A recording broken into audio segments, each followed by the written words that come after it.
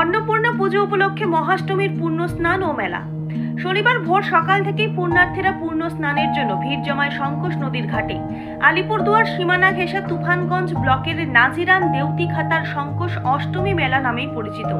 বাসন্তী পুজো উপলক্ষে অষ্টমী তিথির পূর্ণ লগ্নে নদীর ঘাটে পূর্ণ স্নান। এই মেলার ভোর সকালবেলা থেকে এই তিথিতে উক্ত মেলার ঘাটে স্নান করতে ভিড় জমান পুণ্যার্থীরা।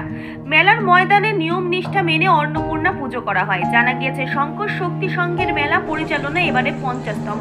নিরাপত্তায় মেলার মাঠে বসানো হয়েছে সিসিটিভি ক্যামেরা, আর দুর্ঘটনা এড়াতে নদীর ঘাটে জায়গায় জায়গায় রয়েছে নৌকা।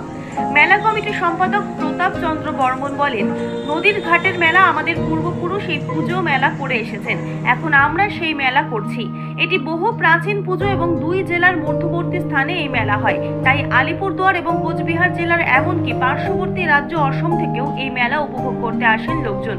পুণ্যার্থীরা পূর্ণ স্নানের জন্য এখানে আসেন। এবারে শঙ্কোষের মেলা 10 দিন ব্যাপী, যা শুরু হয়েছিল চড়ক মেলায়। মেলার আকর্ষণে রয়েছে নাগরদোলা সহ রকমারি দোকানপাট। এলাকার মানুষ এবং ব্যবসায়িক মহল সকলেই খুশি এই মেলাকে ঘিরে। আলিপুরদুয়ার থেকে অমল বর্মনের রিপোর্ট, আমাদের টিভি।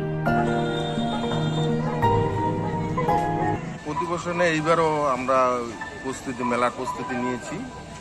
তার জন্য আর কি অনেক পুণ্যার্থী আসছে সকাল থেকে আমাদের স্নান ঘাটে, আর বিকেলবেলা আমাদের মাঠেই মেলাটা হবে।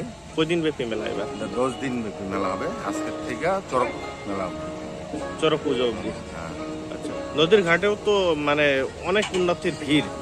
হ্যাঁ, নদীর ঘাটে প্রতি বছরেই এইবার বেশি আর কি, গেলবার থেকে এইবার বেশি পুণ্যার্থী আসছে। ওয়েদার ভালোর জন্য, গেলবার ওয়েদার একটু খারাপ ছিল, কম ছিল। যাই হোক, একটা দুর্ঘটনা গেলবার হয়েছিল, ওই জন্য একটু কম ছিল। আচ্ছা, নদীর ঘাট থেকে তো তারা মেলার এই মাঠে ময়দানে ভিড় জমান। সকাল থেকেই মেলার মাঠেও দেখা যাচ্ছে ভিড়। হ্যাঁ, সকাল থেকেই আমাদের অষ্টমী মেলাটা সকাল থেকেই ভোরবেলা থেকে শুরু হয় আর কি। আচ্ছা, নদীর ঘাটে কি কি ব্যবস্থা রেখেছেন? নদীর ঘাটে ব্যবস্থা দিয়েছি, ব্যারিকেড দিয়েছি, 2টা নৌকা রেখেছি এবং আমাদের ভলান্টিয়ার আছে। দুর্ঘটনা এড়াতে আমরা আর কি ওই প্রস্তুতিটা নিয়েছি যাতে দুর্ঘটনা না হয়। নদীতে ব্যারিকেড দিয়েছি। কোন ক্লাব এটা? এটা শক্তি সংঘ ক্লাব। এবার কততম এটা? এবার 50তম।